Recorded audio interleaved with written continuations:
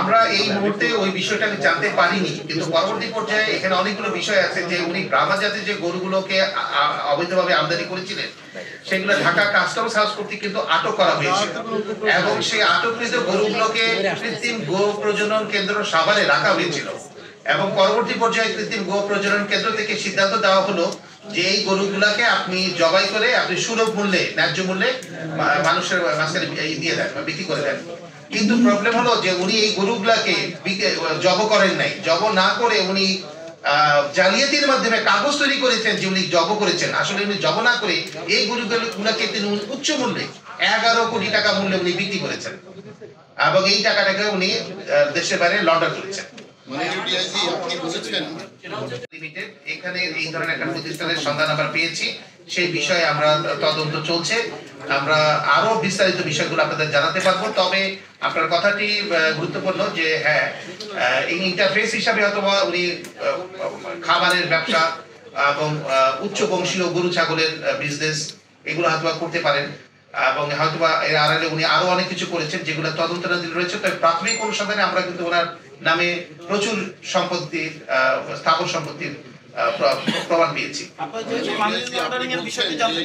এইভাবে বেশ কিছু লোকের 5-7 জনের সংশ্লিষ্টতার প্রমাণ পাচ্ছি, কিন্তু বিষয়গুলো যেহেতু এখন পর্যন্ত কনক্লুসিভ প্রুফ আমাদের হাতে এসে পৌঁছেনি, সেই কারণে এই বিষয়ে মন্তব্য করাটা এই মুহূর্তে সঠিক হবে না।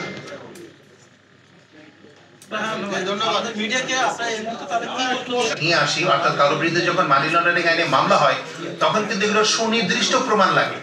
আমরা অনেক কমপ্লেনই অনেকের বিরুদ্ধে পাই যেগুলো পরবর্তী পর্যায়ে আমরা সাবস্টেনশিয়েট করতে পারি না।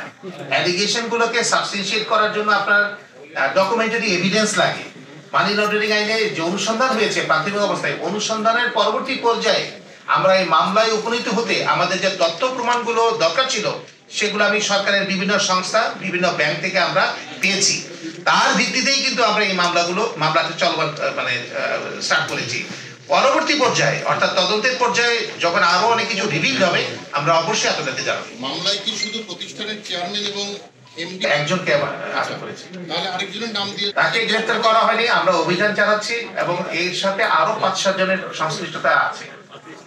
ওনার এই অবৈধ বিজনেস এবং অন্যান্য সিন্ডিকেটের বিষয় মানি লন্ডারিং ইস্যুগুলোতে আরো 5-7 জনের সংশ্লিষ্টতা আমরা প্রাথমিক অবস্থায় পেয়েছি। অনুযায়ী সরকারি কর্মকর্তার সংশ্লিষ্ট থাকলে সেটি দ্রুত তদন্ত করে। মানি লন্ডারিং আইন অনুযায়ী সরকারি যে কোনো মানে কর্মকর্তার যদি মানি লন্ডারিং এর সাথে সম্পৃক্ততা পাওয়া যায় সেটি তদন্ত করবে দুর্নীতি দমন কমিশন। এই যে জালিয়াতি করেছে কোন কোন কর্মকর্তার সঙ্গে সংশ্লিষ্ট করে যুক্ত হয়ে করেছেন তাদের পরিচয়টা জানতে চাচ্ছি, একটু বলেন। আমরা তদন্তের সাথে এই মুহূর্তে তার বিস্তারিত এই সবগুলো জিনিস আমার মনে হয় প্রকাশ করাটা সমীচীন হবে না। আমরা কিছু তো উনি যেহেতু মানি লন্ডারিং এর সাথে জড়িত ছিলেন, আমরা আমাদের কাছে যে তথ্যপত্র রয়েছে সেটা হচ্ছে টেকনাফ এবং উখিয়া অঞ্চল দিয়ে উনি মিয়ানমার থেকে এবং বার্মা নেপাল থেকে ভুটান থেকে বিভিন্ন জাতের গরু উনি আমদানি করেছেন। যেহেতু এটা একটা বিরাট বড় এরিয়া, অনেক বড় একটা পোরাস বর্ডার, আমাদের ধারণা যে হয়তোবা এখানে অন্য কেউ কোনো ব্যক্তি এবং গোষ্ঠী তাদের সাথে জড়িত থাকতে পারে। তো এই বিষয়টি তদন্তাধীন রয়েছে, আমরা সামনে আপনাদেরকে জানাতে পারবো। উনি যে মানি লন্ডারিং করেছেন এই বিষয়ে আমরা কিছু ব্যাংকিং অবৈধ লেনদেনের আমরা তথ্য পেয়েছি। আমরা তদন্তের সাথে ওই বিষয়গুলো আমাদেরকে একটু গোপন রাখতে হচ্ছে।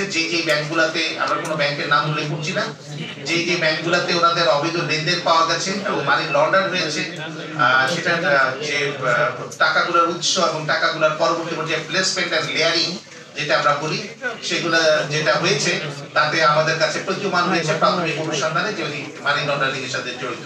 প্রায় 11 কোটি টাকার উপরে বিভিন্ন ওনার প্রতিষ্ঠানের নামে এফডিআর করে পরবর্তী পর্যায়ে এফডিআর কৃত টাকাগুলো দেশের বাইরে লন্ডার করা হয়েছে। তো বিভিন্ন অভিযোগের বিরুদ্ধে তাকে গ্রেফতার করা হয়েছে এবং বর্তমানে বিচারাধীন বিষয়। আমাদের তদন্ত কার্যক্রম শুরু হয়েছে। গতকাল যেহেতু উনি গ্রেফতার হয়েছেন, তদন্ত কার্যক্রম শুরু হয়েছে। আমরা হয়তো বা আরো নিকট ভবিষ্যতে আপনাদের এই বিষয়ে বিস্তারিত জানাতে পারবো। তাদের জমি ভরাট করে সেখানে অবৈধভাবে ব্যবসা করেছেন। তাছাড়া ওনার নামে প্রচুর জমি আমরা প্রাথমিক তদন্তে যেটা জানতে পেরেছি প্রচুর স্থাবর সম্পত্তির অনেক প্রমাণ পাওয়া গেছে। আরো বেশ কিছু সম্পদ আমরা খুব দ্রুতই, যেগুলো আমাদের হাতে এখনো এসে পৌঁছেনি, আমরা আপনাদেরকে এই তথ্যগুলো ভবিষ্যতে দিতে পারবো। প্রাথমিক অবস্থায় আমরা থাইল্যান্ড সহ বিভিন্ন দেশগুলোর কথা শুনছি, কিন্তু আমরা আগামীতে যখন তদন্ত হবে এই বিষয়ে সুস্পষ্ট ধারণা আপনাদেরকে দেব।